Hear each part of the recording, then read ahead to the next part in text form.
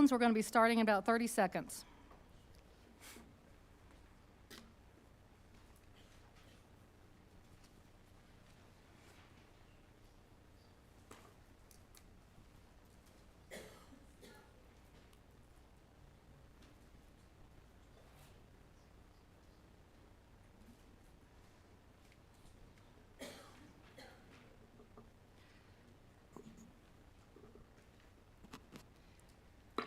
It's 6:00 p.m. I'm going to call the council to order. Please rise for the invocation and pledge of allegiance. Mel Walden is going to have our prayer.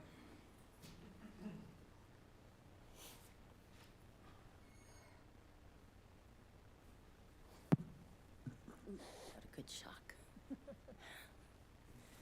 Bow our heads. Father, forgive our words or acts that have hurt others. Bring in your powerful spirit to be clear in all that is said and done. Let us therefore follow after the things which make for peace, and things wherewith one may edify one another. In your name, amen. Amen. I pledge allegiance to the flag of the United States of America and to the republic for which it stands, one nation, under God, indivisible, with liberty and justice for all. And now the Texas flag. Honor the Texas flag. I pledge allegiance to be Texas, one state, under God, one and indivisible. You all may be seated.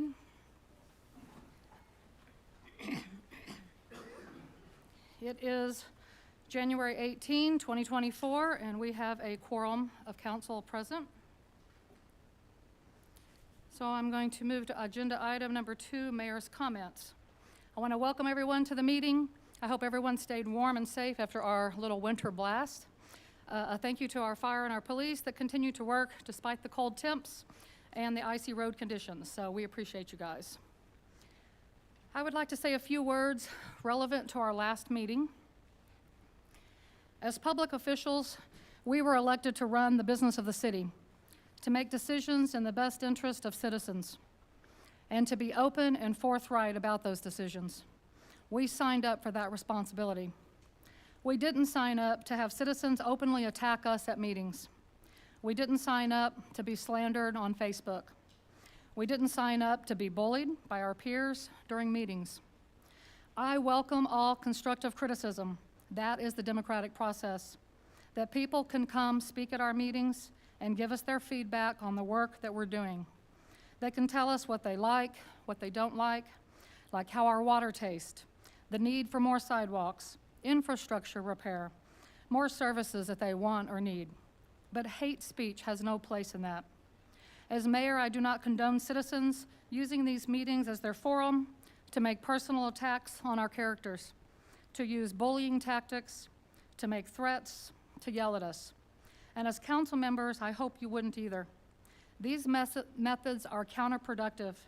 They are not helpful to our task, and they're demeaning to the very people making them. Since July of 2023, certain members of the public have been openly hostile during our meetings. This hostility has been directed primarily at me. I've been keeping track. For the past 7 months, 13 meetings, I've been yelled at, harassed, threatened, slandered, harshly confronted, whatever you want to call it, 37 times. Did you all hear that? 37 times. Meeting after meeting by the same people on a rotating basis on the same topics. And that's not counting the attacks on social media. Did we as a council ever allow that to happen to former mayors? Did we try to encourage people to hate on them during meetings? Of course not. Those words even sound ridiculous coming from my mouth.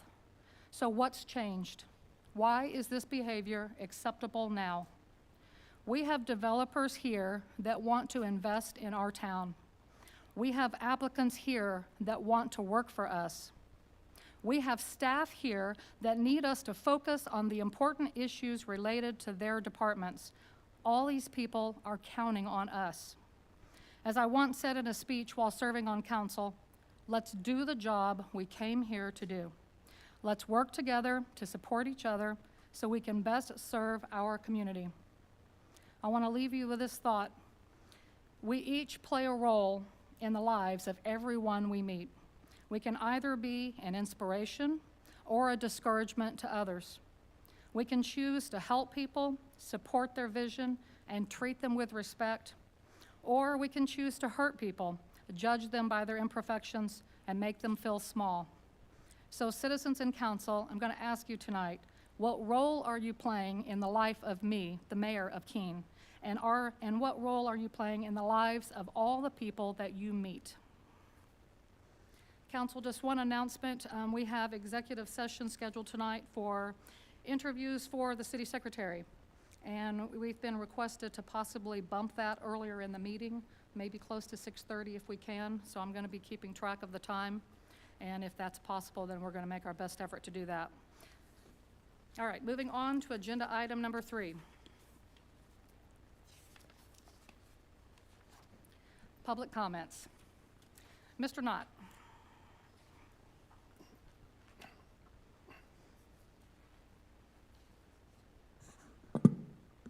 Good evening, Mayor and Council. I have, my name is Paul Knott. I'm 37 years in Keene, moved here in 1987, and the last 23 at 107 North Old Mansfield Road. Have some suggestions for the criteria for acceptance to be eligible for the Charter Review Commission.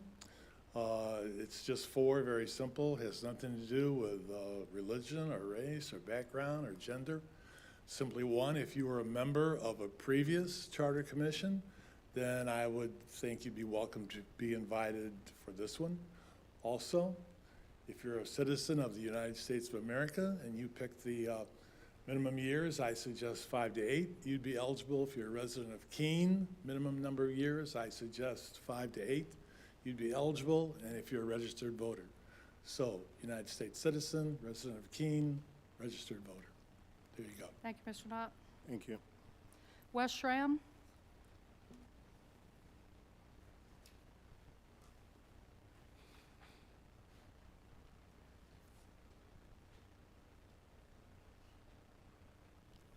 Man, West Schramm, 1002 West 4th Street. I brought a backup with me this I evening. see that.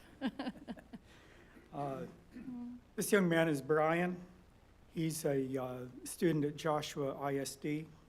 He's also going to Hill College, and he's working on his associate's degree. So as a sophomore this year, he is headed toward graduating 2 times his senior year, one with an associate degree, and he's taking politics there right now. What better to see small town? And Mayor, I appreciate your comments. However, you've never watched the British Parliament at work. And if you'd watched the British Parliament, there is a lot of banter back and forth. And they must have some very tough skins because I've never seen brawls yet, although I understand there have been some brawls in the past. Brian, if you wouldn't mind saying a couple words here to the City Council. Hello, Mayor. It's nice to meet you. Hi, nice to meet you. I'm writing a essay for my Texas government class where I need to talk about who attends the City Council, what goes on during the meeting, and multiple other things, and I'm so happy that you'll let me be here. Okay, very good. Thank you. Thank you. Thank All right, you. Thank you.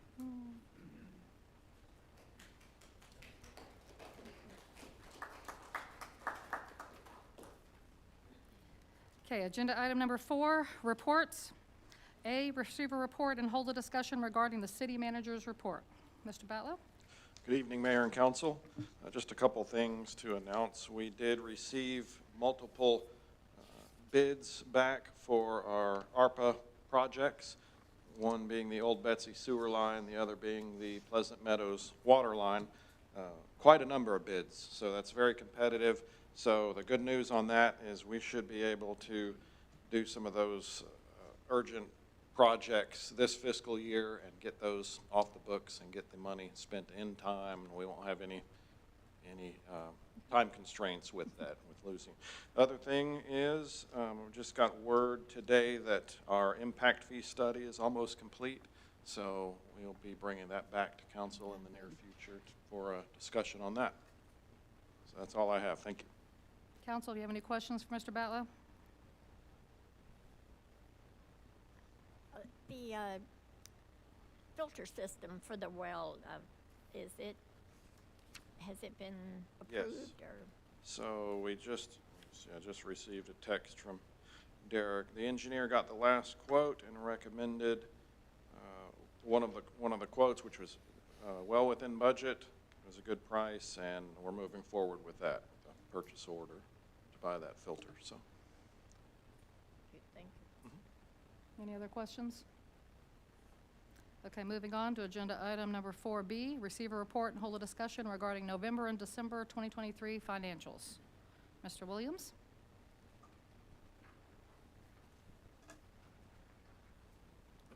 Good evening, Mayor and Council. Good evening.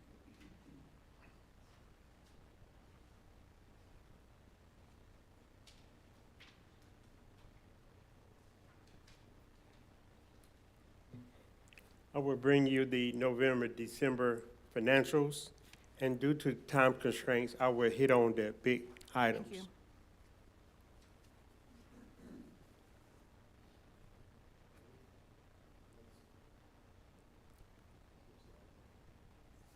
Okay, there you go.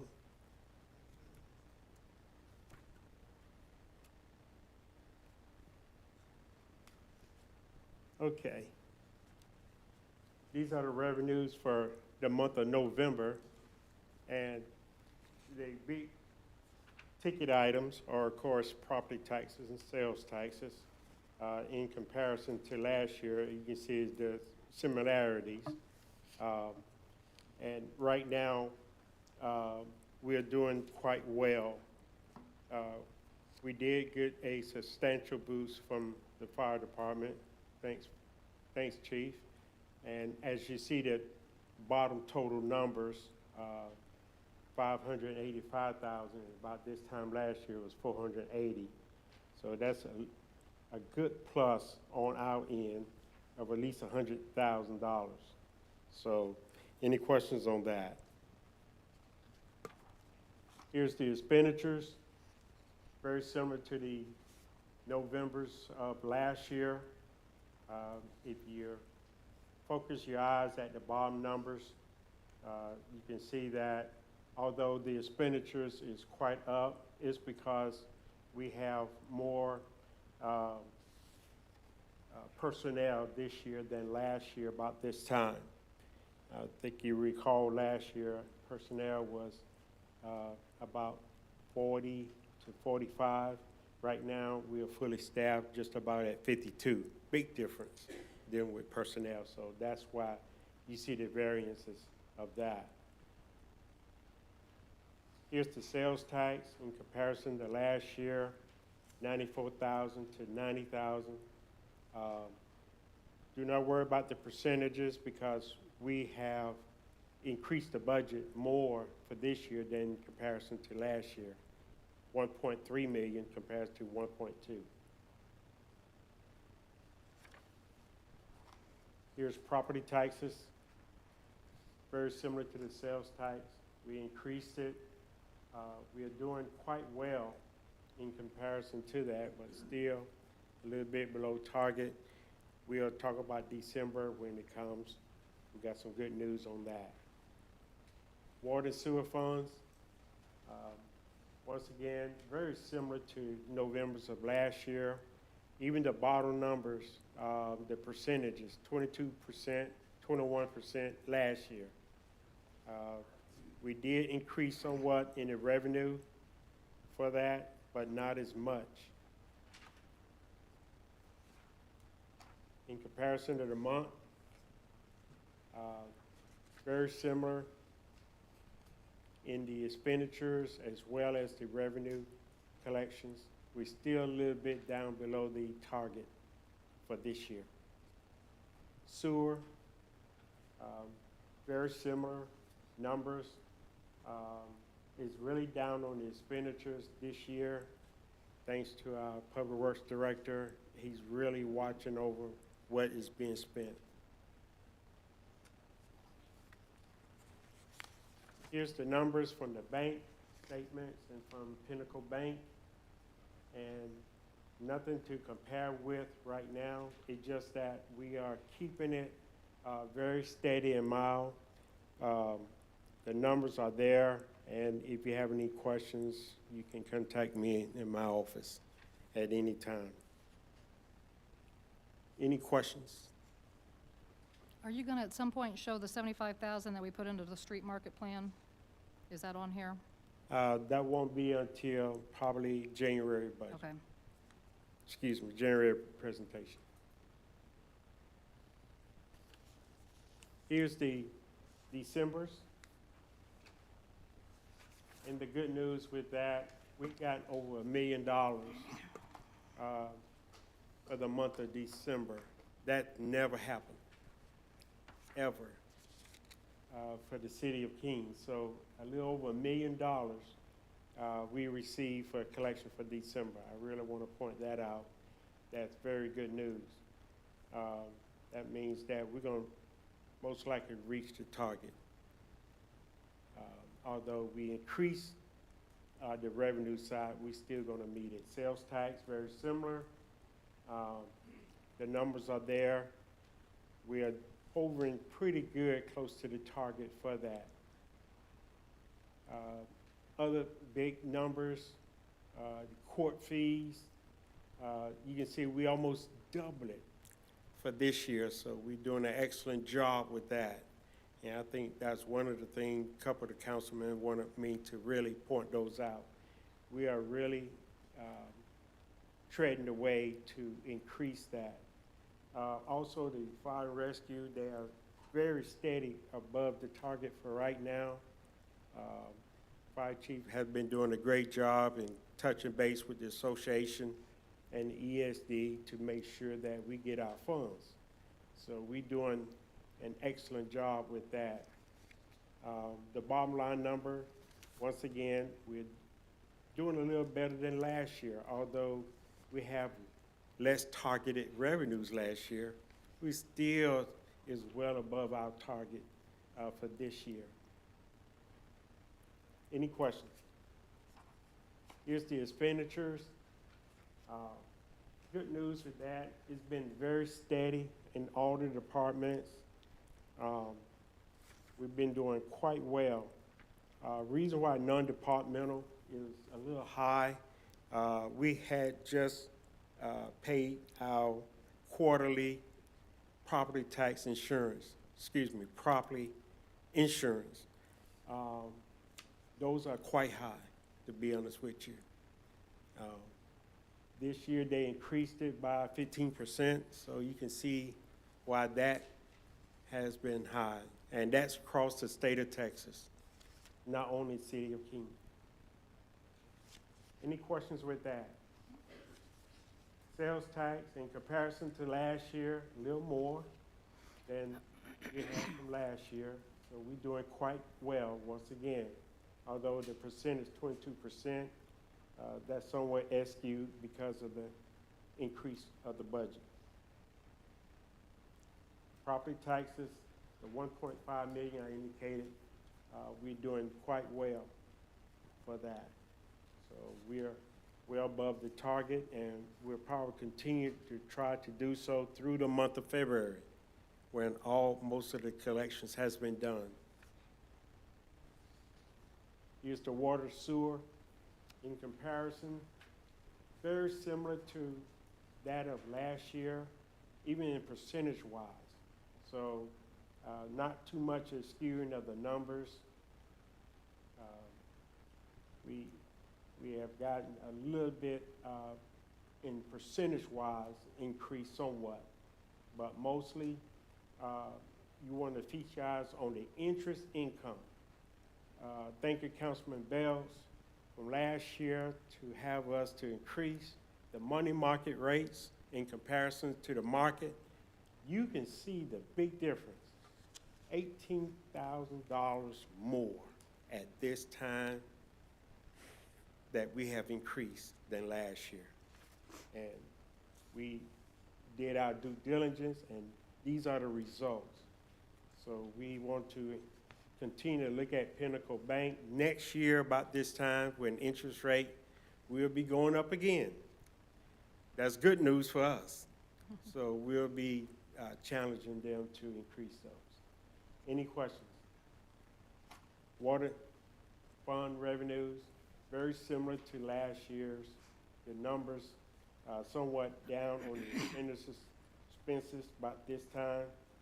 If you recall, December last year, we had a pretty strong storm through, and expenses was a little more. Here's the sewer on that department, somewhat similar on the expenses. As you can see, very similar to the water. We had to put a little more cost into it this year than last year because there was a lot of infrastructure leakage and breaks. So they had to fix that this year, and you can see the numbers there. Now, we still have that $257,000 of development agreement, kind of let you know we still have that, so it's something to take consideration. Here's the end result for December's, those from the bank statements. Those are the numbers that we have thus far. If you want to look at it in debt, I have that in my office in coordinating with the bank. And for transparency purpose, we have the fire truck. We just paid, I believe, $1.1 million. Am I correct, Fire Chief? And we just moved those funds to fully purchase those fire engine and accessories thereof. So we had the funds for it. And I'm proud to say to be a part of the city that got the grant and the money from the ESD of $350,000, what council had encouraged us to go ahead and pay for everything thereof of that loan. And we'll be doing that. Any questions that you have for transparency's sake? Any questions, Mr. Williams? All right. Thank you very much, Mr. Williams. We appreciate you. Thank you so much. Thank you, sir.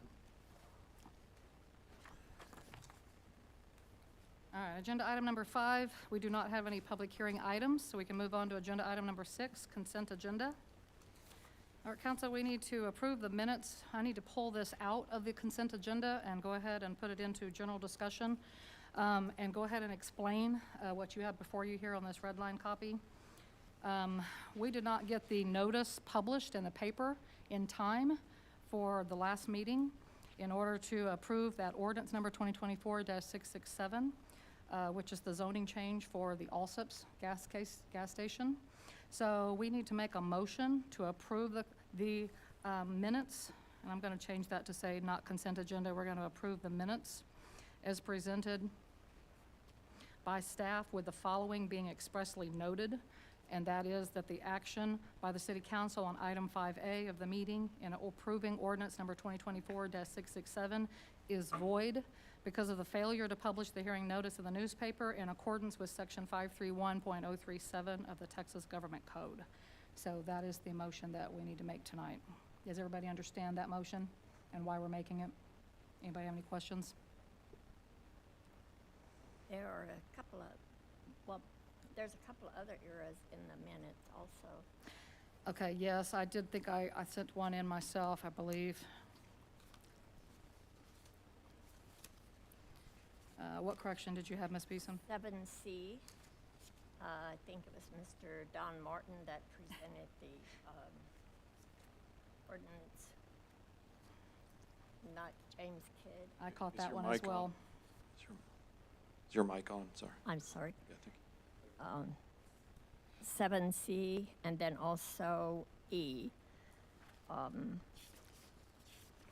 Mr. Foster abstained, and I think Mr. Johnson voted no on that particular one. Okay, hold on just a minute. Okay. Okay, 7E, what was the change again?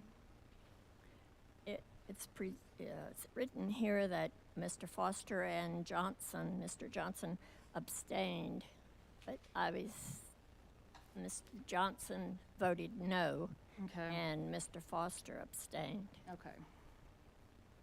so that So we needs need to to be correct that as 411, correct? Would that be the motion? That would be the vote, 411? Okay. Does council have any other corrections for the minutes?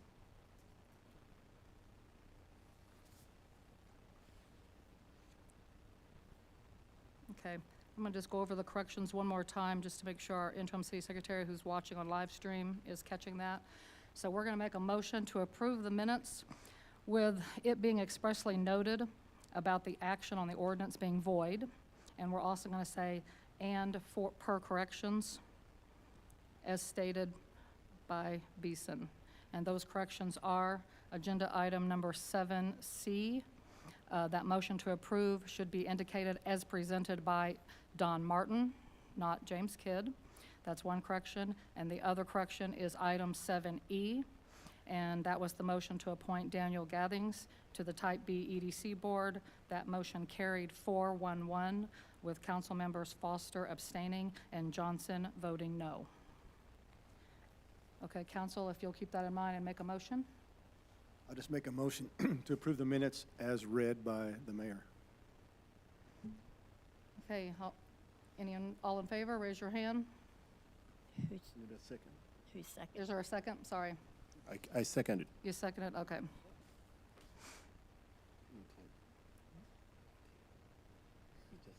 Okay, all in favor, raise your hand. Motion is carried, unanimous.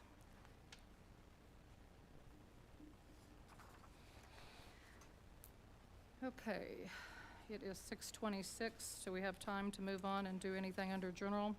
Or do we need to reconvene into executive session? Probably need to reconvene. You want to go ahead and Give me reconvene? a couple Okay. minutes to bring that up, so. Okay, at this time, we're going to reconvene into executive session at 6:27. Pursuant to the Texas Open Meetings Act, Chapter 551, Texas Government Code, the city council may convene into executive session at any time during the meeting. That a need arises for the city council to seek advice from the city attorney as to any posted item and by the following authority, city secretary interview. So 6:27 PM. All right, council?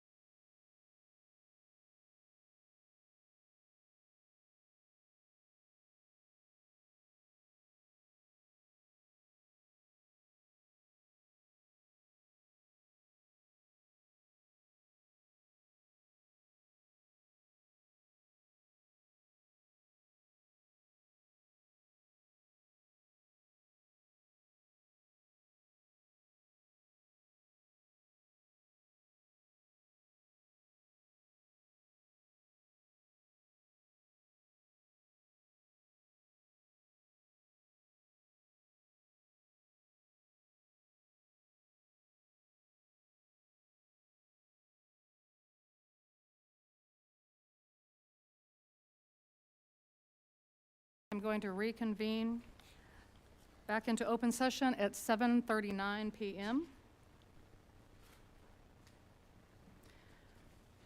At this time, we have some action to take following our executive session. So council, I need a motion. I'll give a motion. Make a motion to hire Holly Russell as our city secretary pending on background check. Second. All right, we have a motion on the floor by Johnson to hire Holly Russell as the city secretary pending a background check, and a second by Foster. Any further discussion on the motion? All in favor, raise your hand. It's unanimous. Motion is carried. Congratulations, Ms. Russell. Public, I'd like to introduce you to our new city secretary, the lady in red. Hey, Holly, would you like to sit up there where they can see you, if you don't mind? I don't mean to put you in the front, but Oh, you're gonna can make her wave come at over. All right, just, there you go. Thank you, Holly. thank you. Appreciate you. All right, we appreciate you coming back. Okay, we are going to move on with our agenda. So we had bumped up to executive session, so I am moving us back to agenda item number 7A. So agenda item number 7A, council, discuss and take possible action on a preliminary plat submitted by Crossroads Development Keene Limited Liability Corporation for a 5.174 acre tract of land situated in the O Winter Survey Abstract 875, also to be known as Tractor Supply Keene Edition Lot 1, Block 1. Mr. Martin? Thank you. Good evening, Mayor and Council. We've been working with Tractor Supply in this process of purchasing the 5.174 acre tract of land for Crossroads Development to bring in a new store to Keene. We've been working on this project for some time now. We have worked through some minor obstacles like the water CCN and some easements to get them water. They're moving forward with the purchase of this development. This is one of the many steps involved in bringing this establishment to our city. The Planning and Zoning Commission held a meeting on Monday, January 8th, 2024 at 6 p.m. They voted unanimously to approve the preliminary plat as submitted with the one correction noted on the preliminary plat. Comments were received back from our planner, our engineers. Recommended comments have been addressed, and staff recommends approval of the preliminary plat. So in your packet, you should have a vicinity map, which looks similar to the one that's on the screen. And then you have the preliminary plat. You have their planning application that was submitted.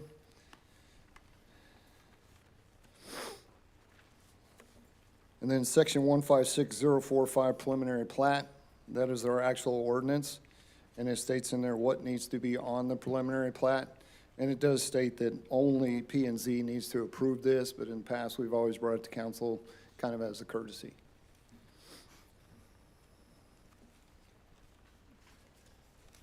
All right, I just had a question on the picture that you just showed us. If you'll go back to the one with the big blue square or Yes. odd-shaped, whatever that was. So is that their entire property? Is it butting up with all of those roads? Because the other No. pictures in this packet didn't indicate that. That's the 30 acres Okay. that Crossroads Development owns. Okay, Tractor Supply is looking at the 5 acres just west or to the left, where the kind of existing house where it looks kind of like grass. Or just a Okay. little 5 acre sliver. so they're in the grassy area, the where Tractor Supply is going to be, or in the non-grassy area? You can kind of see on the next slide.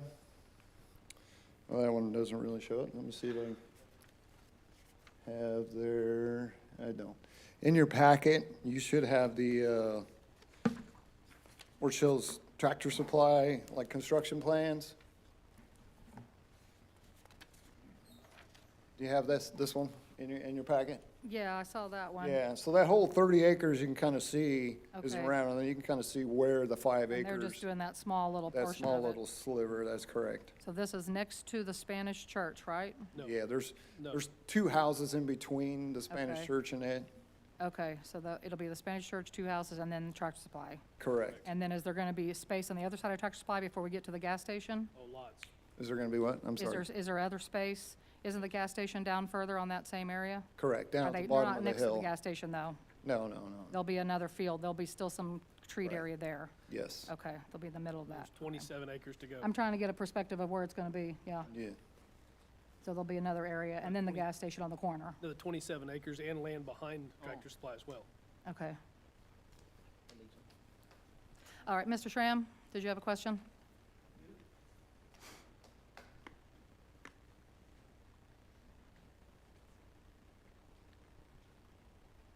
West Ram 1002 West 4th Street. I printed the whole package off that was available for city council. And in looking at this, they're going to be having septic. And I was just wondering how close our own sewer system is. Is the Spanish Church on city sewer? Or could it run downhill to across Old Betsy to run, so they've got city sewer there, so we don't end up having septic up on that hill? Can you answer those questions, Mr. Martin? I sure can. Our current sewer line is next to the Spanish Church, which is approximately 400 feet away. Our ordinance states that if you're within 250 feet of the sewer, you must connect. So we can't make them. Plus, there's also elevation difference.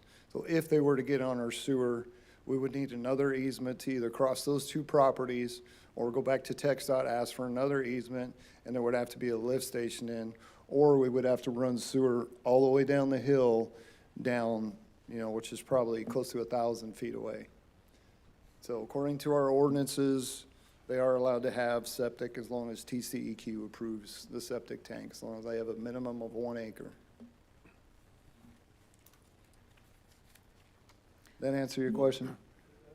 Wouldn't it be beneficial to put that sewer line in, because there'll be hopefully in the future, other businesses located along that same corridor? Correct, and that's something we can look at. I know the owners of the land are looking at developing that whole 30-acre parcel-ish, and then at that time, yes, we would loop the water line all the way around that whole section. That's the whole area we purchased or worked out a deal with the owners of the land and Johnson County Special Utility District to get that into our water CCN. So yes, water, sewer on that whole development eventually, yes. Then we're gonna have one septic on top of the hill. There's septic there already, and there has been for years. Yeah, but I mean, it's a house as opposed to True. a commercial business. How much would it cost? They us? have 2 bathrooms. Okay. It's not like they're a restaurant or a, Teenagers? I'm sorry, what? Do they have teenagers? It's like having a spare bed, an extra bathroom just in It's itself. just basically 2 bathrooms, so there's not gonna be a lot of sewage. Okay. The demands on a commercial property is nothing like a house. Correct. I was just thinking, if we're gonna do it, now would be the time to run the sewer line all through there. So we're talking months, probably years away from designing it, cost of getting it done, who's gonna pay for it, and we shouldn't make them pay to have it done that far. They're gonna pay to have the water moved over there. But according to our ordinance, right. Just so you know, council, our planner and consultant is present today, Eric Wilhite, so if you have any questions for him as well, he can step forward.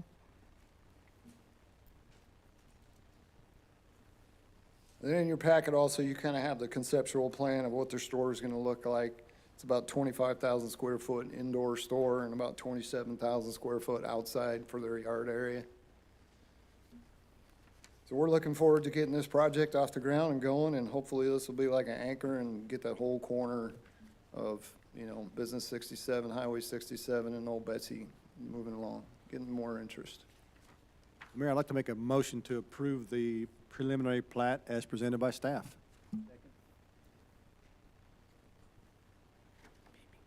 We have a motion on the floor to approve the preliminary plat as presented by staff by Foster and a second by Johnson.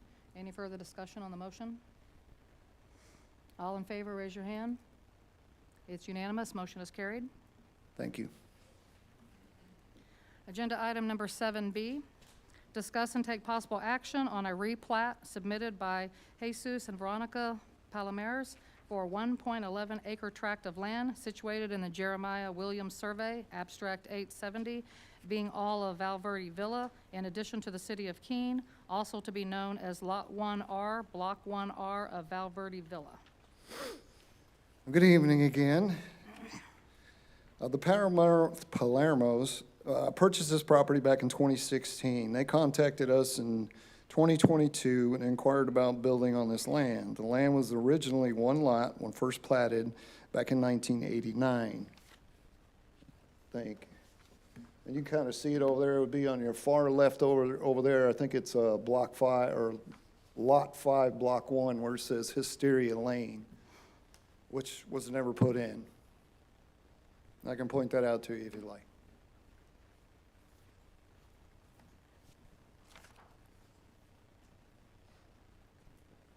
This tract of land right here, Block 5, Block 1, at the end of Albert. That's the way it was originally platted back in 1989. No street has ever been put in there. No improvements have ever been done on that particular lot. The street just ends right there on Valverde. So again, I've been working with them on this for probably over a year now. They came to me probably March, April of last year and inquired about it. And you can kind of see in your packet. Oh, I guess I don't have that slide. I do. Come on. There we go. This is what the plat currently looks like right now. Back in 2003, it was replatted to 8 lots for 16 duplexes. It shows the street being extended, a little cul-de-sac being put in. So that was kind of what they came to me and they said, I said, well, you have to put the streets in and all that. It's going to cost X amount of dollars to put streets and water and sewer and all that. And they said, well, we just want to build like 4 homes. And I said, well, you can't. You would have to redivide it. You still have to put the street in because we require that each lot has X amount of road frontage. So they said, okay, well, see what you can find out. And then I had questions about it, and so did our planner, about can we just abandon the current roads? Are there any easements that were dedicated? Did AT&T or anybody else put any water lines in or gas lines? But they said, hey, we're going out of the country for 8 weeks and we'll be back. So I looked into some of it and then I kind of forgot about it. And about 10 weeks later, they come back and they said, what'd you find out? So that's when I reached out to Eric again and said, hey, we kind of dropped the ball on this. Can you help me with this? And, his response was, well, it looks like a simple replat, but we have to check about the right-of-way of the streets.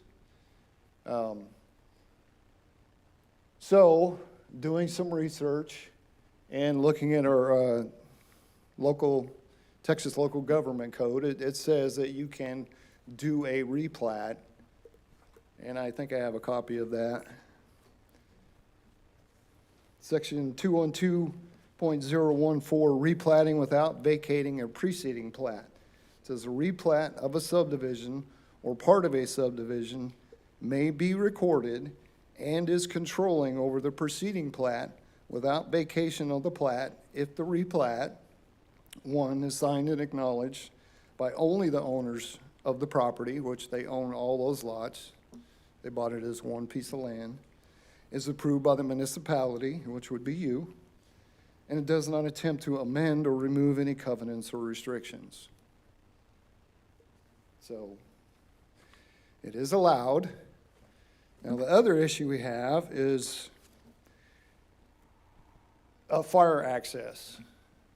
Normally, somebody's coming in doing a subdivision, you have to have a hammerhead if it's over so many feet, or a cul-de-sac turnaround or something like that. This particular piece of land is 1.11 acres.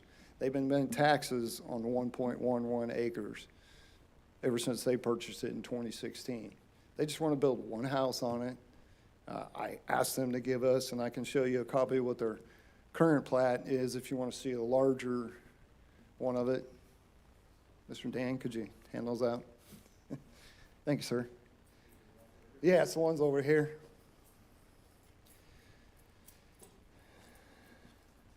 So it's kind of do we punish the current landowner and say, hey, you got to spend $75,000, $100,000 and put a cul-de-sac in, and we're going to take, a quarter acre of your land to bring it up to current code when that street has basically dead-ended there for over 34 years.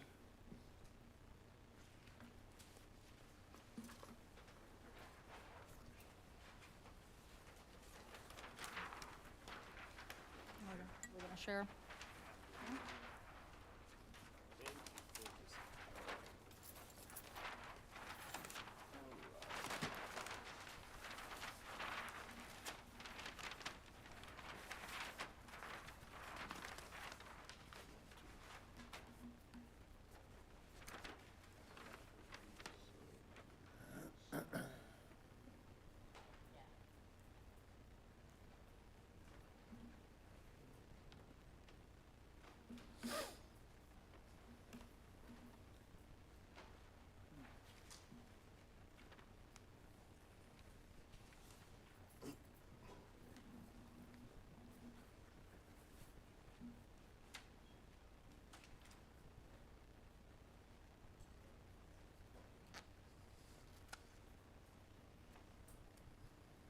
So is Wisteria paved?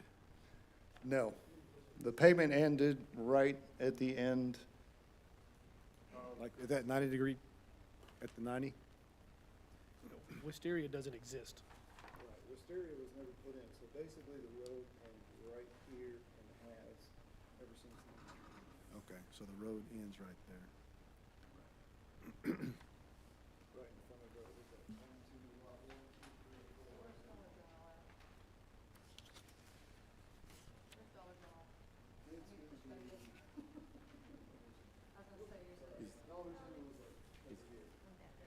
Well, this is Mockingbird, and you have, Excuse me. This property's behind Fireside.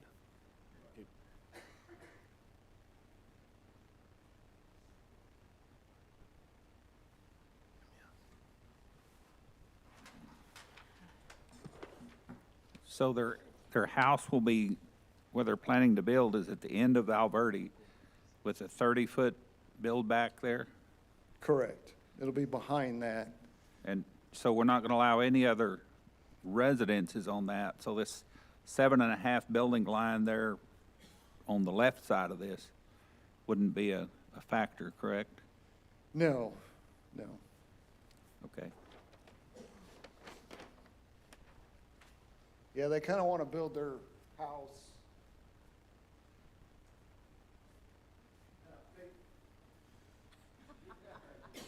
Up there it goes.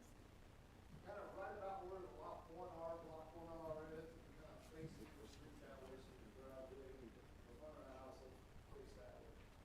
Is what their plan is right now.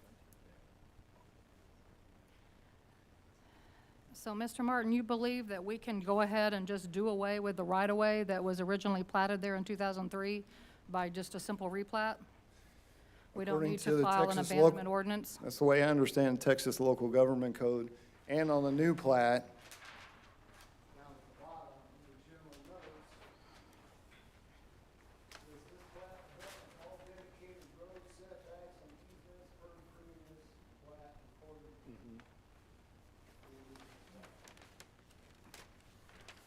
I'd like to hear from Mr. Wilhite, if he concurs with that. I just want to make sure we're doing this correct.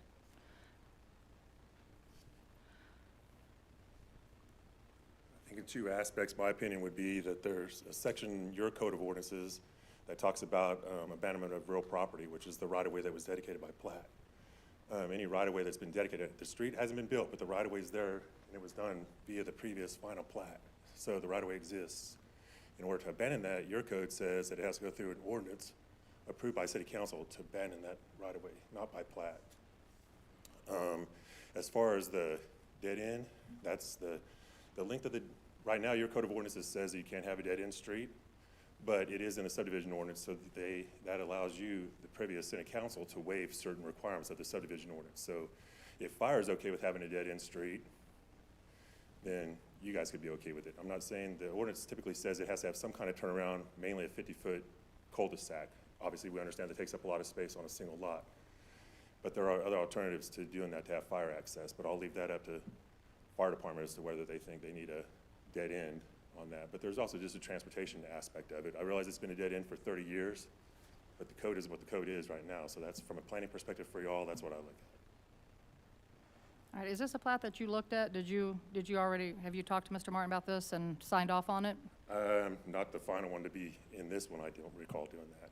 I had some conversations with Stephen as far as we're trying to deal with how do we establish the setbacks, because it doesn't have total street frontage, it just has a little 30-foot right-of-way street frontage, and how the setbacks would work. Also, just as a side note, kind of curiously, interesting enough, the zoning map right now shows this as being R2, but the way it's final platted right now, the lots aren't big enough to be R2, they're actually more like an R3, but that's not really relevant to the plat that you're looking at right now, but.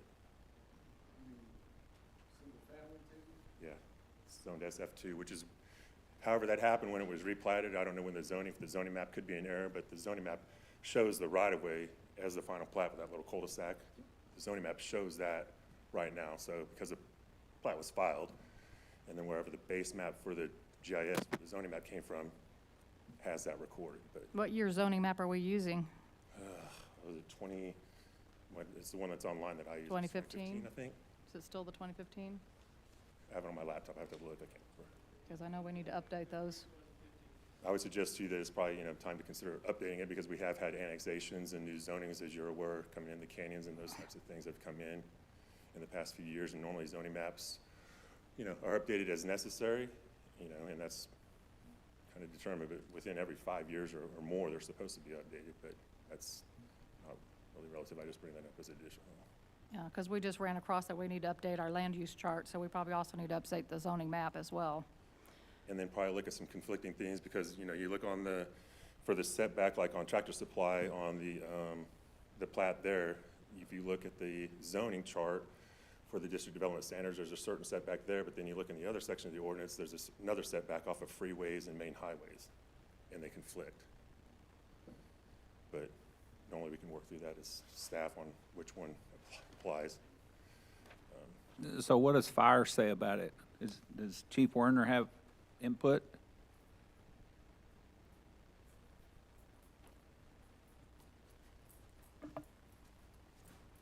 Good evening, Mayor, Council. Regarding this particular item, as our Assistant City Manager had said, this came to us about a year ago. This would have typically been reviewed by our fire marshal. I don't have any of the comments for that with me tonight. However, looking at fire code and looking at our subdivision ordinance, there are ways that I could make this work, but a lot of that, at least at this point in the process, is dependent on what will be constructed there and how it will be constructed. So I am allowed a certain leeway of, I've got some authority there within the fire code that I could potentially work out an agreement with the property owners. As far as a official turnaround, just to give you some basics, strictly talking about the fire code, any fire department access road greater than 150 feet must have an approved turnaround. So just to give you some perspective, that's typically for big fire apparatus. We don't want to back those up, it's very dangerous.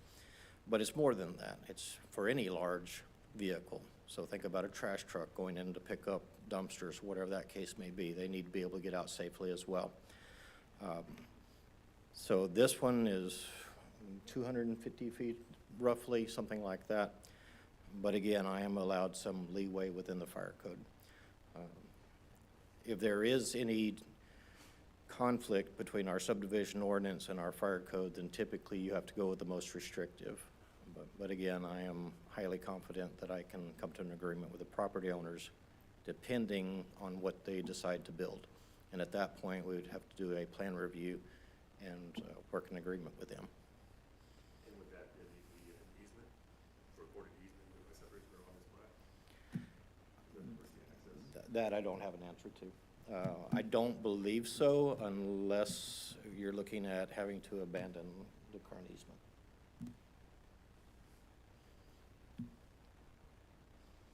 I'm a little bit uncertain of what you meant by come to an agreement. It depends on what they decide to build.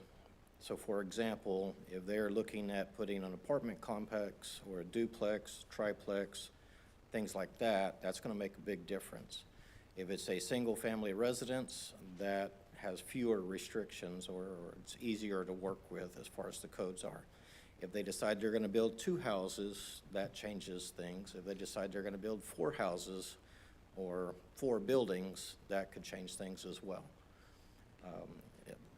If they build a single-family residence with a unattached, very large garage, that changes how the codes would affect this particular property.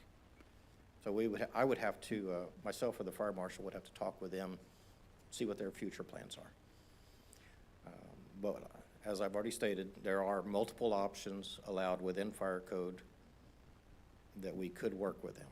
Now, again, typically any fire department access road greater than 150 feet must have an approved turnaround. That could be a cul-de-sac, it could be a hammerhead, a modified hammerhead, a Y, things like that. And it's basically a way for the big trucks to have a way of turn around and get out of there. But again, I am allowed some leeway. So I'm kind of against bureaucracy as far as limiting people building and so on and so forth. However, we approved this plat tonight. We've kind of given them the right to go ahead and do whatever they want. And I mean, Don, can you mentioned 4 buildings? Have they given us information that it's only 1 building? Yes, I have their plans. I guess you'd call them preliminary plans. They have 1 lot, 1 house. I want to say it's about 2,400 square feet with a 2-3-car garage attached. They originally asked, but they cannot build more than 1 home on a single lot. The only way to make this more than 1 single lot would be to put streets in. That way each lot would have road frontage. That's why it was platted the way it was platted back in 2003, was to have those streets put in, but that was never done. I was talking to Mr. Heinrich earlier about it, because I knew he was around back in 1989 when some of this was done, and he said, yes, when that property was purchased, that the plan was to continue Val Verde all the way down to 4th Street.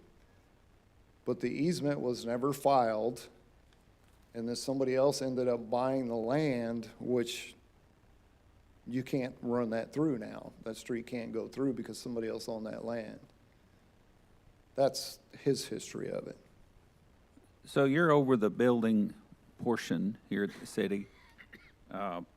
Would it be unreasonable to ask for them to have the council a plot plan so we know where their house is going and the fire chief can give us more information on what he's going to approve? I may have that in my office.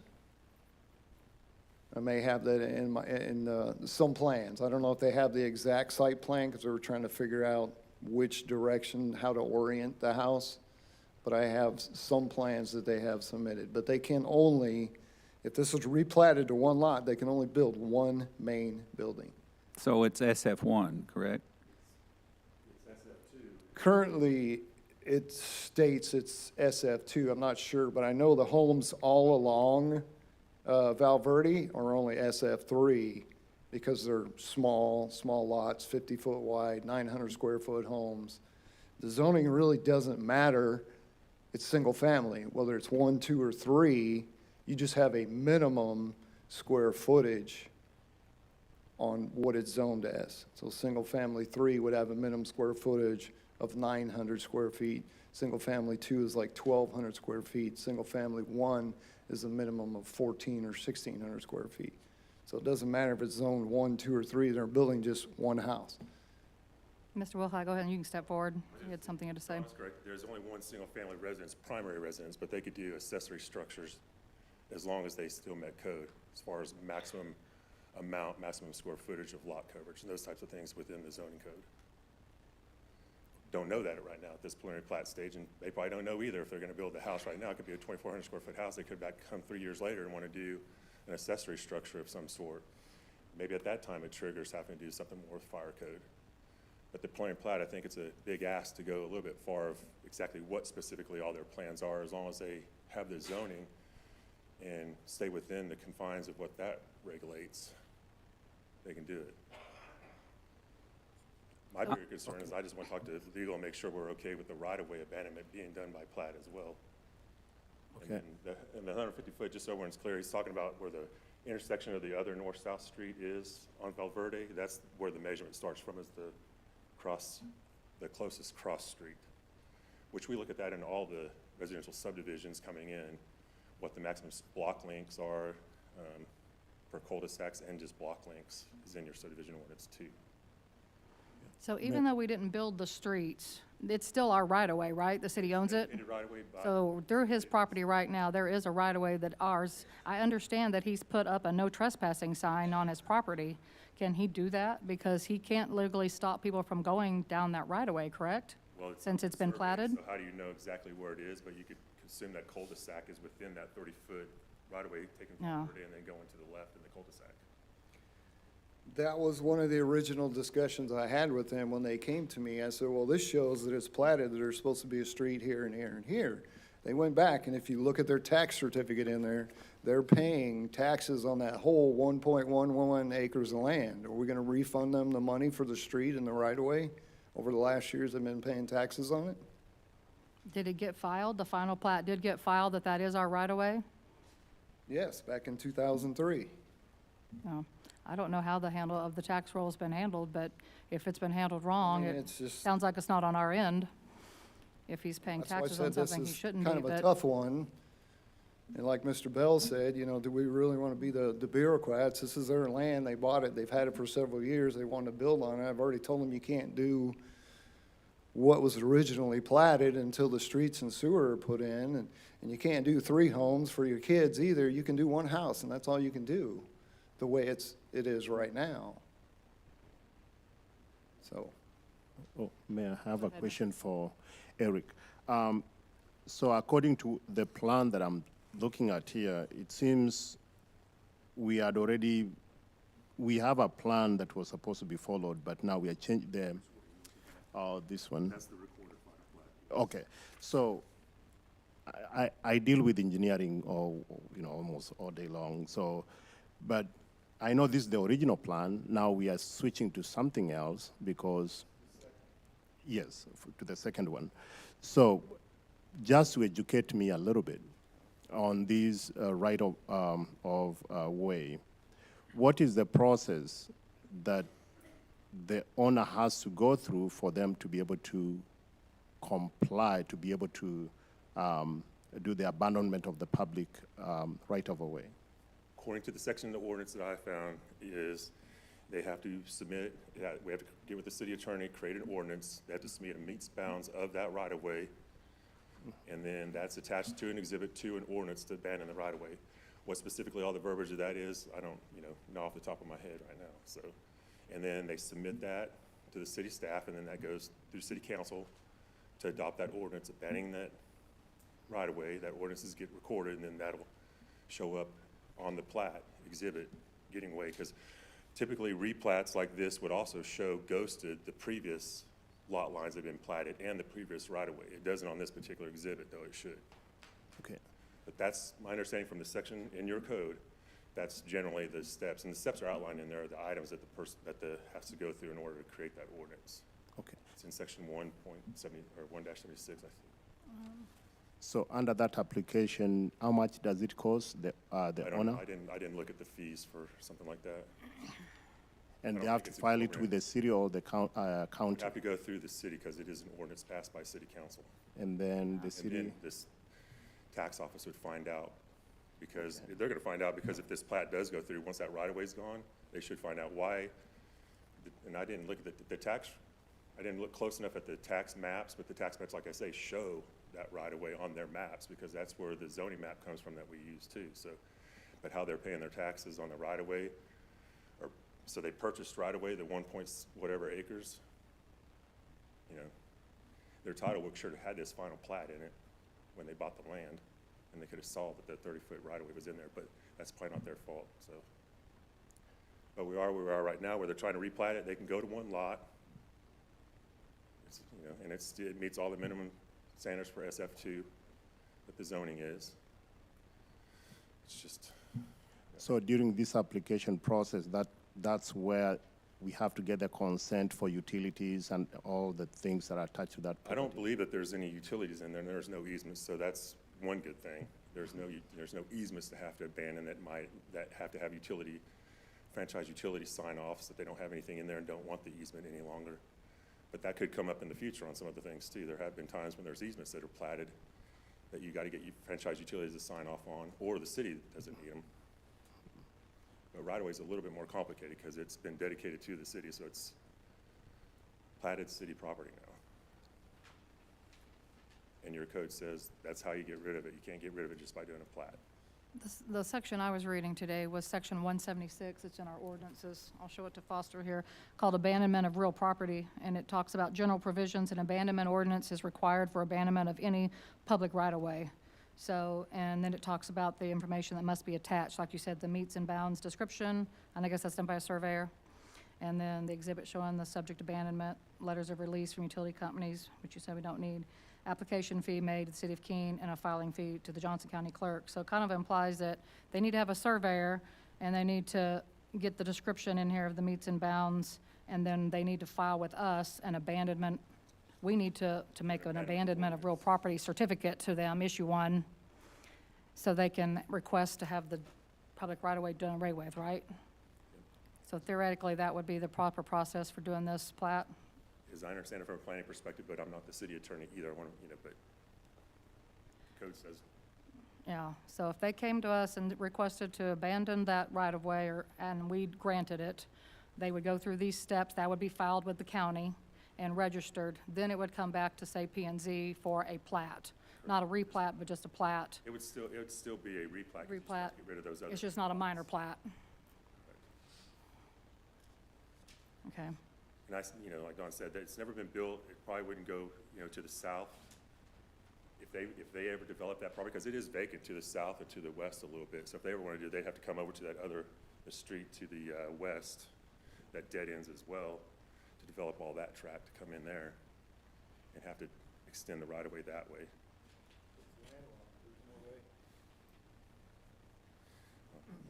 They're going to ever develop with residential, have to get some access in there somehow. Because when I looked at the aerial, it was vacant around down in there, but they don't look there. And does abandonment require public hearing during the P&Z kind of process? I don't believe it requires a public hearing, no, it just takes city council action. Okay. It's not like a zoning ordinance to a specific piece of land.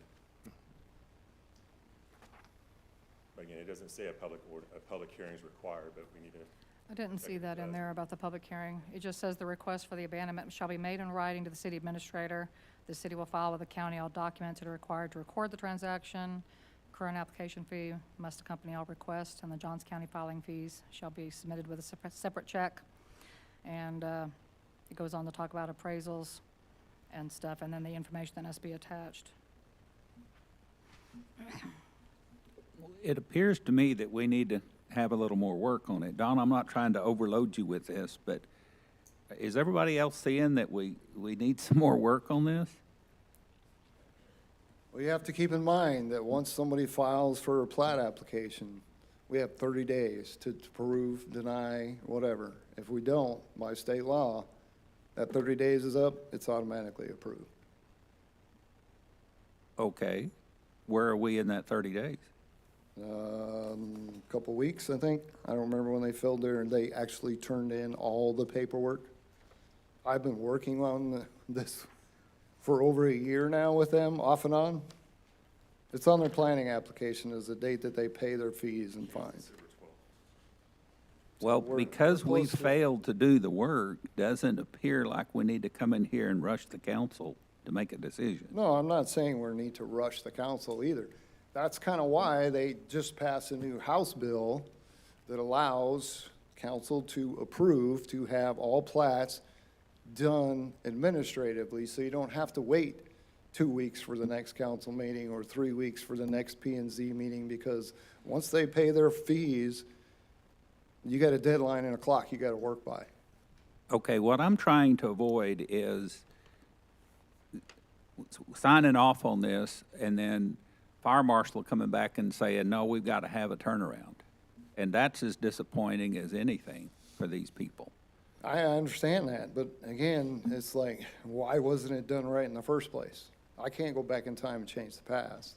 No, I don't think we're asking you to do that, but did you guys get the feeling that the fire marshal's gonna approve this? We don't know. The fire marshal was at the original meeting 8, 9 months ago. And what'd he say? He never got back to me. 8 or 9 months ago, and he ain't got back with you yet? It's, like I said, it's been a long time. These people went out of the country for quite a while, and everybody just kind of forgot about it, and then they came back and said, hey, where are we at? How did you forget about it? My question. Because we have more than just one property we're working on. So where do they stand if we do not approve it tonight? I'd be pretty upset. They've probably already spent $5,000 minimum on the replat. And then we've gone back and forth, and we had them add the right-of-way. We had them put the utility easements all the way around the property. Good chunk of money. So where will they be if we approve it and fire marshal says, no, you can't do that? They'll be pretty upset then too. I can understand that, but I don't really see how the fire marshal can not approve it. Is that right, Chief? Speak up if you, okay. So just to be clear, I'm not the fire marshal. But he although I have works for been- you. Yes, he does, and I have been one.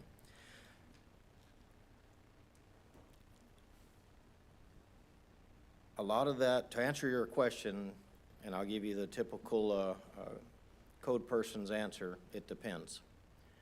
So going back to what I said earlier, it would depend on what they choose to do with the property. So I will read this to you out of this. This is section 503 of the 2018 Fire Code, Fire Apparatus Access Roads. In particular, where we're concerned, I've already let you know that anything greater than 150 feet must have an approved turnaround. But I've also said that as per the fire code, I am allowed some leeway.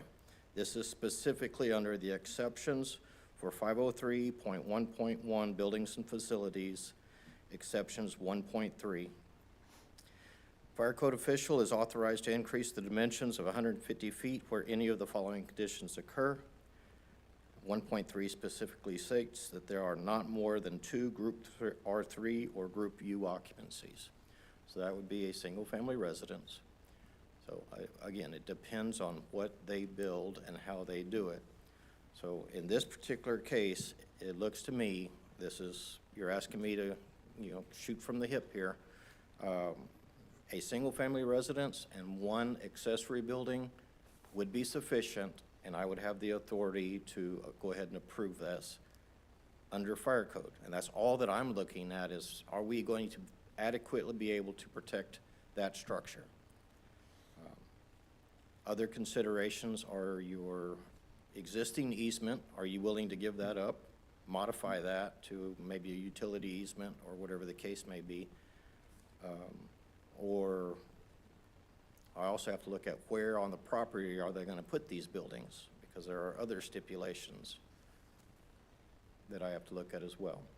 So I am fairly confident that we can sit down, as far as fire protection alone, that's all I'm looking at. We can sit down with the property owners, we can work something out. That would be great with the permit process. Correct. What does the adjoining properties have to do in that calculation? Because they're already past that 150-foot mark, the 2 adjoining properties. Now we're adding a third past the point. So the existing properties, they'd be called existing non-conforming. They're there, the original intent Right. years and years ago was to add streets, and there would have been You're correct. an approved turnaround. I can give you example after example of streets in this town and water supply or fire protection where things were not done correctly. One that comes to mind, Presidential. There's not an approved turnaround at the end of Presidential. Correct. Yeah, and there's not a single fire hydrant on that road either. So Not how of did that, adequate how did that size. get done, right? So I can't answer for that. There is one fire hydrant on Presidential. It's not of adequate size. No, that is It looks like a fire hydrant. it's actually a small valve, it's a flushing valve, is what it is. It's not a true. Yeah, so that was not done correctly whenever that was. So there are lots of examples like that in Keene. Yeah. In this particular one, I think we can make it work. As far as fire protection only, now, council's decision is, are you gonna give up that easement? Maybe look at modifying that, and that's a whole different process that's out of my scope. I think right now we're looking at potential hang-ups. I don't think giving away the easement's the issue, it's hang-ups from doing that.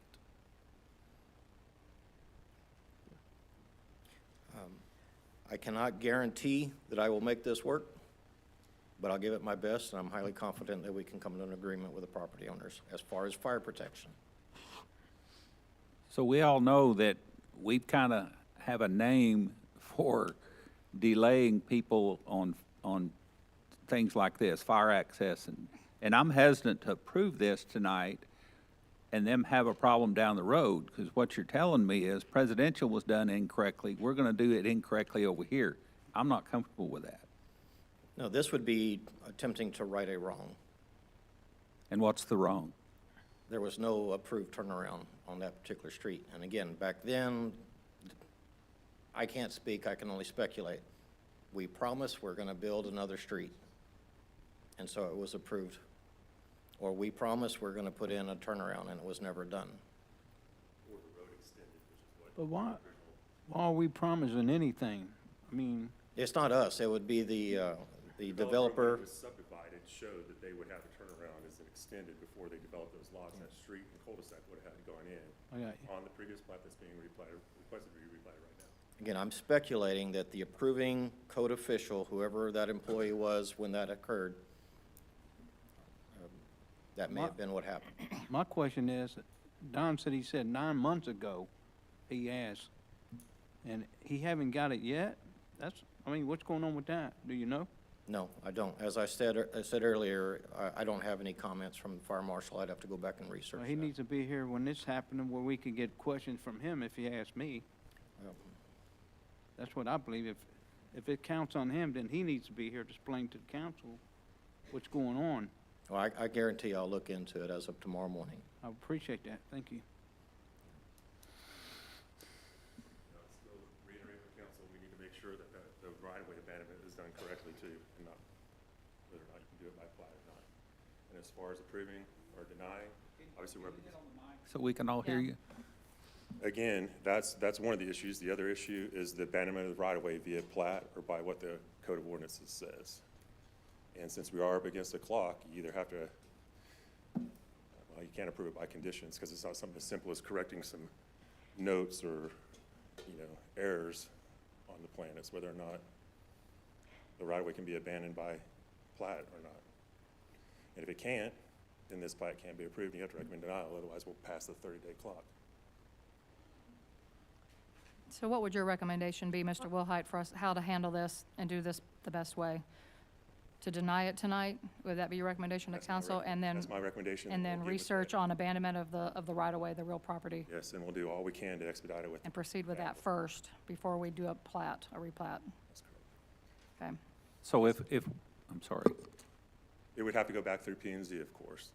because if we deny it tonight, we're legal, and it can go back to the P and Z, and they can request it again after they do the work. Is that correct? They do the work for getting the ordinance, and you all abandon that ordinance, and we can figure out the scheduling on that. If somehow the plat can be conditionally approved by P and Z, if the ordinance is coming to you guys just before that, as long as it stays ahead of it. Would It'll be we okay. have time to do that with the We'll have to look. shot clock? I'm just reading our ordinance, so So I have a question. Since now it looks like it might go back to the P and Z. No, well, Yeah, I'm saying, okay. So I know they have to involve a surveyor to be able to depict location, physical configuration of the right of a way of the abandonment property, whatever the size it is. So then it has to be a registered surveyor. So does these original,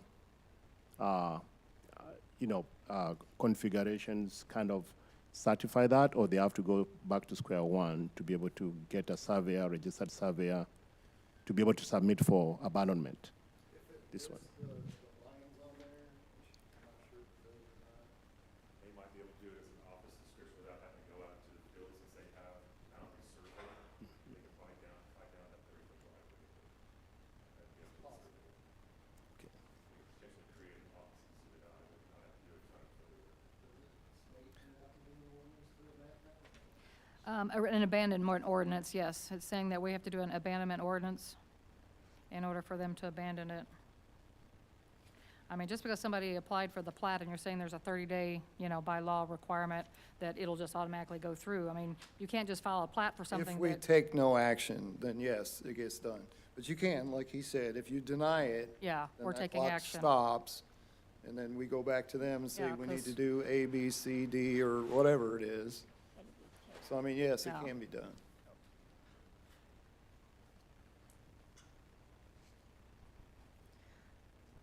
Council, I think we have a lot of questions on this issue tonight. My recommendation as the mayor is that we make a motion to deny this replat as presented so that we can then research this abandonment ordinance that we need to do and send it back to P&Z, and then it can come back before council again at a later date. But your motion, I believe, according to Texas Local Government Code, that goes back to these people, needs to state exactly why you're denying it. Yeah. I think that's pretty easy. We're denying it because we don't have accurate fire information. We don't have the fire marshal's information.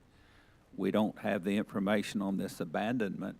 That, on the abandonment, yes, that would suffice. But to say we never got information from our fire marshal, that's not gonna stand up in the court. Okay, I can understand that. Right. It has to be specific conditions that are in your subdivision ordinances for denial, which is the right-of-way abandonment not being done properly at this point. Okay. I'm anxious to approve this for them. Yeah. I'm ready. But if we approve it and then it comes up a problem later with this abandonment, it's more of a heartache for them then than it would be now. Are we questioning that we want to give it up, or are we just procedure? They have to Is go that through what the we're process. Concerned about? Because I meant, this was put in here 20-so years ago, and there's no way to, this wisteria street, to carry it on through to anywhere. And one person owns this, wants to build one house on it, so, okay. Yeah, it's If it- technically ours on paper, though. Our right-of-way still exists on paper, even though we never finished the street. There's a dirt path, I'm understanding, going through the property, but But, on paper, it's still the right-of-way for the so we city of just need Keene. to find out. Yeah, and that's part Yeah, of and the discussion. that's what we have to resolve first. That's the discussion will take place when that ordinance comes before you. Yeah, Because that's still an option of discussion of whether you want to abandon the right-of-way or not. From a planning perspective and staff, we have no reason why you still need it, because the reason stated before. Unless they wanted to subdivide it still, which they don't. Now, they still could come back for another replat or something later on down the road, then we'd have to address that, but yeah. Can't we put this on, instead of denying it, can't we put it on? We can't table it. Oh, Get back. No, we neither need, I'd like to make a motion to deny the replat as presented by staff due to the incomplete filing of the abandonment ordinance. Second.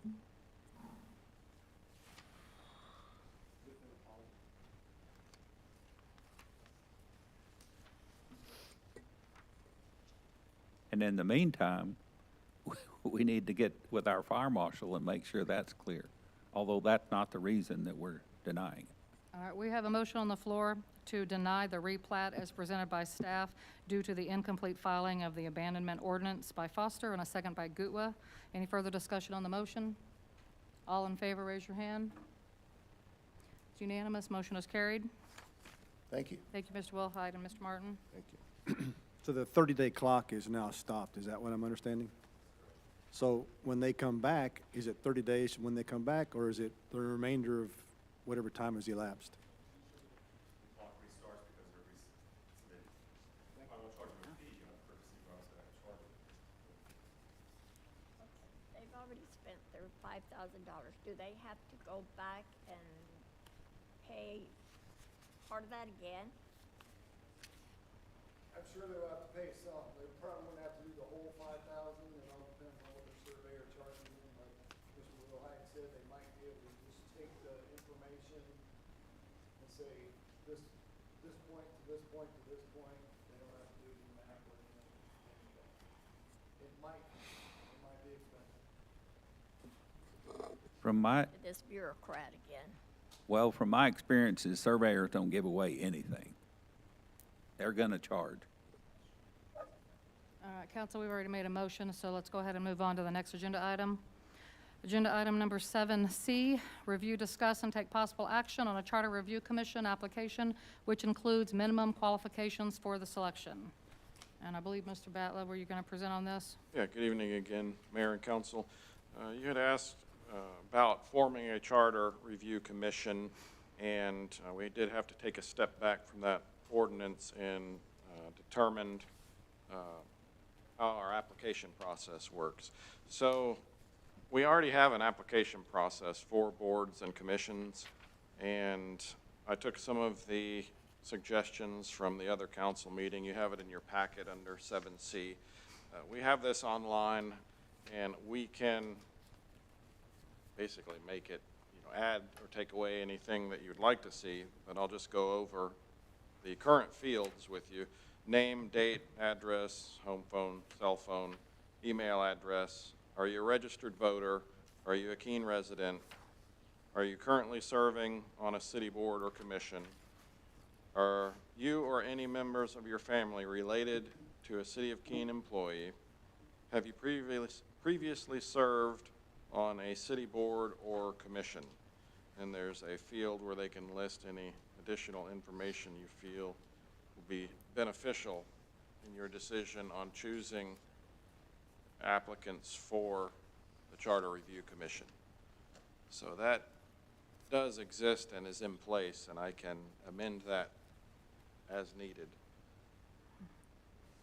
Could we add in there occupation? Is that Yes. to ask a question to say, what is your occupation? Just so we kind of, I think that's kind of a good, for any of our boards that would work. Okay? And then I have a question. Go ahead, So Mr. Goodwin. how many board, board members are we looking at in terms of the total? I think the last one had quite a few on the Charter Commission. I think there was 23. I believe there was 23. I'll check on that. Oh, okay. It was a pretty good size group, and they had, There are 13 people listed, and that includes the council. okay, 13, okay. All right, sorry, I thought it was 23, That it's was 13. on the last one, and the charter. All right, thank you. I'll make a motion. We approve the Charter Review Commission application as presented by staff and adding the occupation. Second. I think Johnson seconded it. I didn't hear him. All right, we have a motion on the floor to approve the Charter Review Commission application as presented by staff and add in a question asking for occupation by Bells and a second by Johnson. Any further discussion on the motion? Yeah, can we take out that they can pick other boards, that board preference section? This is kind of generic for all boards and commissions online. Right. It might be that there's a conflict too, that we may decide, like you can't serve on certain boards, and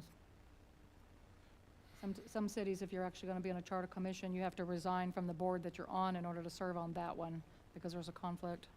We need to look into that. Yeah, think that or that if we took out all other choices, no one could apply for any other boards or commissions online.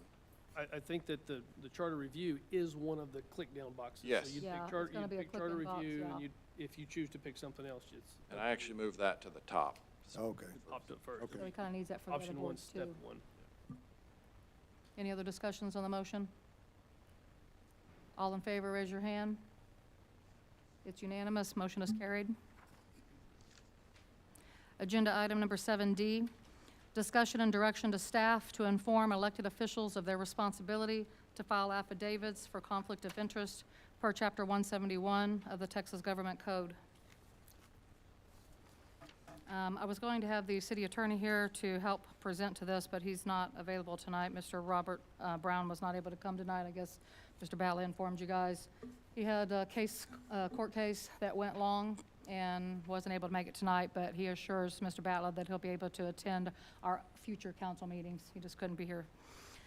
Okay, so for purposes of transparency, I requested this item to be placed on the agenda just so that we can all be educated as a council on our responsibility to disclose conflicts of interest. I'm going to bring up a recent situation just as an example so that we can all learn from it. On September 21st, 2023, we held a public hearing to discuss a change in zoning at 211 Northeastern Street from single-family 2 to 2-family so that a duplex could be built there. At the time, I asked Mr. Martin for the name of the contractor, and he stated that he didn't know. A vote was then taken for the zoning change by council, and it passed 4-0-1, which is 4-4-0 against, and 1 abstain. And Foster, just so you know, you were absent for that meeting, and this was prior to the previous election. This happened in September, so Mr. Easley, you were not on council at that time, just so that we understand. Mr. Larson was serving, so just so we're all clear on that. So anyways, on November 17, 2023, it came to my attention that a building permit was taken out by the owner of this property at 211 Northeastern with Councilman Belz's name listed as the general contractor. So I looked into the situation and found that if it's determined that a conflict of interest exists, that you need to file an affidavit prior to action being taken by council. So in addition, the party involved must abstain from participation in the discussion and abstain from the vote. So that way a member of council are informed of the conflict of interest. That way we would be informed as well as the public. And that's just for good transparency's sake and good governance of the city to do that. So I was going to let, like I said, Mr. Brown present, but we did get some information that's in your packet that was provided to us in regards to the legal requirement to file this affidavit and abstain from discussions in things that you have a personal financial vested interest in. So in your packet, it's got chapters 171 and 176 of the Texas Local Government Code that regulates local public officials' conflict of interest.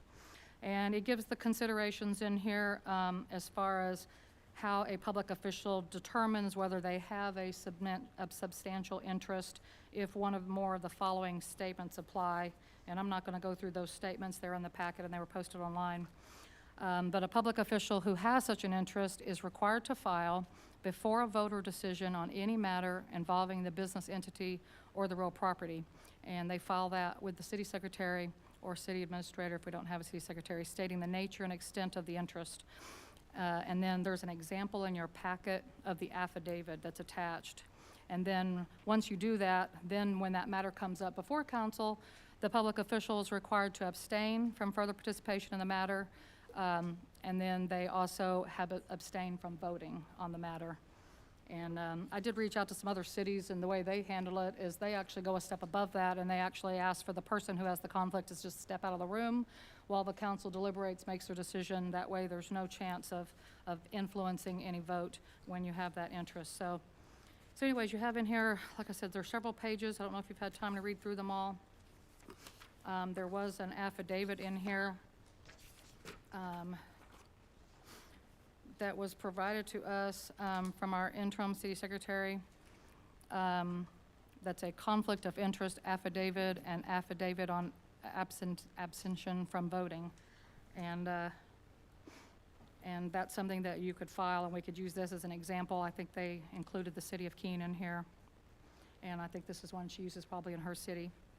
So this is something that. Mayor, I have a. Yes. On one of the sections, you just said that they have to abstain from voting. On 171.004, C, if a local public official is required to file and does file an affidavit under Section A, the official is not required to abstain from further participation in the matter requiring the affidavit if a majority of the members of the governmental entity of which the official is a member is composed of a person who is likewise Yeah. required to file. So That's if multiple members were involved, not just one member. If multiple members were involved and you needed to, then you're not required to abstain in order for that motion to carry, and that that's pass. also if they have a financial invested interest. That's under the requirements under that chapter. Yeah, what you're saying is they don't have to abstain. In this case, Mr. Bells did abstain, and he did not participate in the discussion, so there's not a question of that. All I'm educating the council on is the affidavit, that we also have to file the affidavit in advance of the meeting that you abstain from, and the one that you also don't participate in the discussion of, for transparency's sake. Mr. Schramm, you have a question?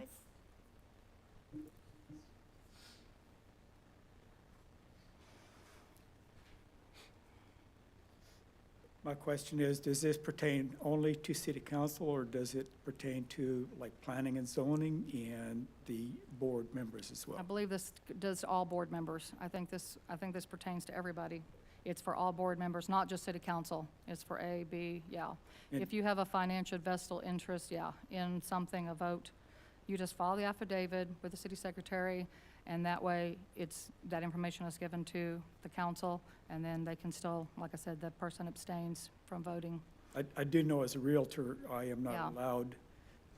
I don't know that we've Texas ever, Real Estate Commission Yeah. does not allow me to do something for the city that Okay. I'm serving on. But yeah. are you going to be have the attorney give you an opinion on this? Yeah. Yeah, I wasn't sure if this council was aware of the affidavit that they needed to file, because I don't believe we had one filed in this situation. And, but that's why we're bringing it to our attention. That's why we're putting it on the agenda, so that now we're all aware Okay. that it thank needs you. to be done for any future conflicts of interest that we have. My question Mr. is, Beeson? Lisa, Ms. Bells? Hi, Debbie Bells, 2900 County Road 805. I'm thinking that this needs to be tabled till the attorney can get here. That is my only input on this one.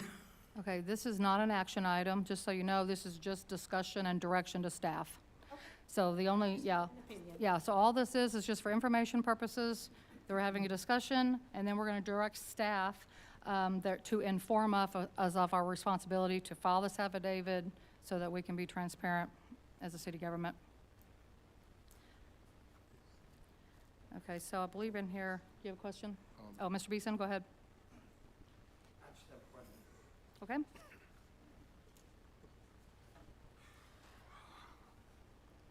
Don Beeson, 607 Woodlawn. You've accused one of your councilmen of a conflict of interest. Do you have proof he was employed by this company at the time this action was taken to give them a building permit? Do I have any proof that he was Yeah. employed by the company? Uh-huh. I don't have any personal Well, information how about can his you employment, accuse other him? than his name is listed as a general contractor on a But building permit. how can you accuse him of conflict of interest? I'm not if accusing Mr. Bells of You anything. said you was, if you want to go back and look at the tape. I'm informing the council of their duty Okay. to you file an sounded- affidavit. It came across here that you And were that's what we're accusing doing here somebody of tonight. conflict of interest when you use that example. You better have proof he was employed at the time by the company. And if you read the report, in my understanding, I've been involved in this before too, you have to have a vested interest in that business, not work for the business. You have to be an owner of the business. That's what that says, I believe, and I think that's what you'll find out. But before you accuse anybody of that, you need to make sure that that person was employed at the time, okay? Yeah, I'm just giving you the information that I am aware of at this time. Mr. Bells can determine whether or not he has a conflict of interest based on the information in this packet, and it goes through that criteria. So if he determines that he has one, then he can file the affidavit. And there is an acknowledgement form in here that if council would like everyone to sign, we can, or we can just use this as an example, but it's an acknowledgement that we've acknowledged the chapters 171 and 176 of the Texas Local Government Code documents. I understand that as a city official and/or a board or commission member of the city council of the city of Keene, that I am bound by Chapter 171 and Chapter 176 of the Texas Local Government Code. Number 2, if I do have a conflict of interest, I'm required to file the appropriate documentation with the city secretary and refrain from any participation in the matter in which I have a conflict. And number 3, I understand that all documents relating to conflict of interest and disclosure will be on file with the city website. So this is just an acknowledgement form that our city secretary gave us, that other cities use, just to acknowledge that we're aware of this, this chapter in the Texas Government Code. And then there's an example of an actual conflict of interest form that you then file when you find that you have one. Council, do you have any questions? I do. Okay.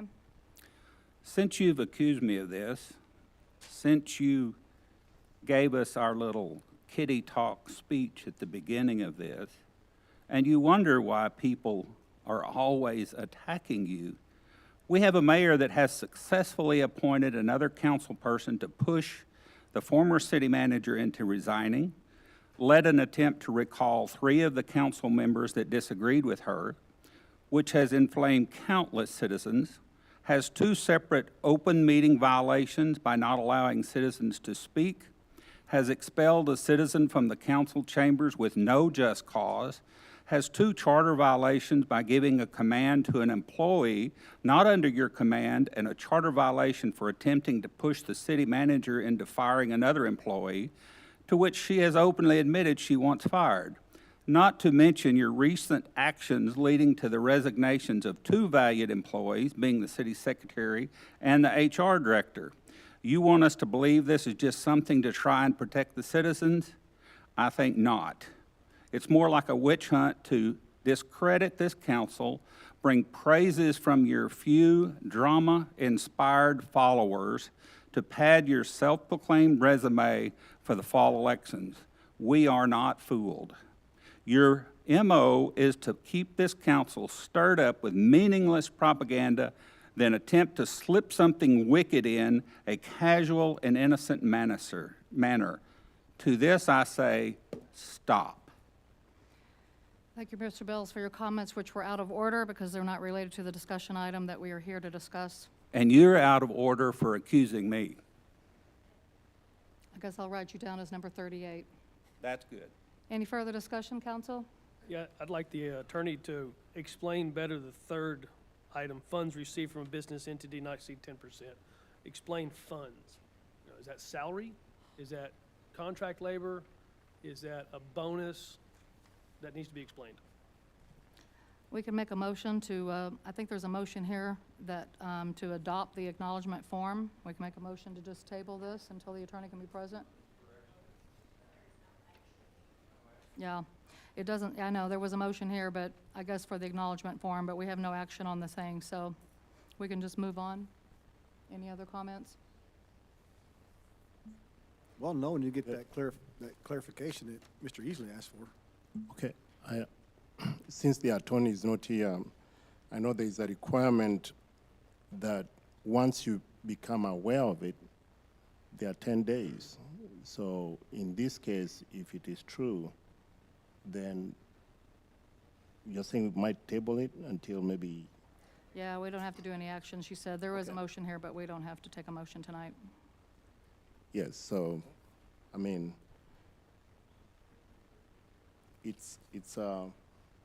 I can understand what's going on, you know, but I can say that the conflict of interest is a big thing, especially for different entities, school boards, you know, university board members and all that stuff. So it's not like you are trying to target me. If I was in that situation and I'm reminded, I mean, it saves you a lot, and there are all forms of when it comes to financial interest, especially now Keene, we are about to grow. We have down in Houston people coming, lobbyists coming day in, day out. Just by visiting, if they come to me, they want to get their contract going, there's a process whereby I might refer them to the city manager and say, let the city manager help you. And that's the best way to do it. Otherwise, when it comes to voting for that item, your hands are tied. You have to recuse yourself and abstain from voting. Because staying inside the council chamber, they have found out that's why most cities are going above and beyond.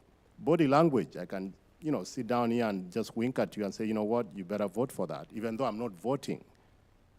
Everybody knows that. So that's why they require people to recuse themselves, to remove themselves, even though it's not required by 171 and other government codes.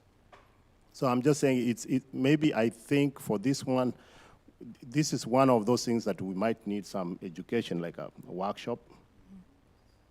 It's not about getting somebody. If I'm a developer or I have invested interest in a property, or I'm trying to improve my property and it comes before the council, if I have this information, I'll save myself from a lot of headache, because conflict of interest comes in different forms. Thank you. Thank you, Mr. Gutla. All right, moving on. We've already done agenda item number 8, executive session. So we can skip item number 9, which is reconvening. And now we're down to agenda item number 10, request for future items on the agenda. All right, council, do you have some requests for future items on the agenda? Yes. Request Oh, Okay, that we visit our ordinance or direction pertaining to building permits or work permits for water heaters in Keene. We have plumbers that are coming up to the window, spending a lot of time applying for a water heater permit. And we need to see if that can be put online, if they can do that online without having to come up here. okay. Anything else, council? yes, the, things for also, the public hearing and all that we need to have now again. I think, out of courtesy to them, that we should have a special meeting so we can do this as soon as possible and not wait another 2 weeks for a council meeting. It'll be Is up to that when we possible, can get the ad posted in the Batten? paper and then wait the 15 days. I'm sorry? We have to repost the I public thought it notice. had already been reposted. You have to have a specific date. Yeah, So I know at the beginning of the week, Mr. Batlett had asked if we could do a special meeting, but if we can't agree, we need to know that specific date, probably 18, 19 days prior to going to the paper. This is the notice we need in the paper. It has to get to them. They have to put it in the paper, and it has to be actually in the paper for 2 weeks prior to the meeting. Well, why, when we realized that it wasn't in the paper, why didn't we repost it and then set a date? I mean, what, we've already gone through what, It's not an agenda item, so we really can't discuss it, but if you would like to, I'd be more than happy to explain to you after what happened. If that makes sense. Yeah, we'd have to have. We could adjourn the meeting and then have a little conversation.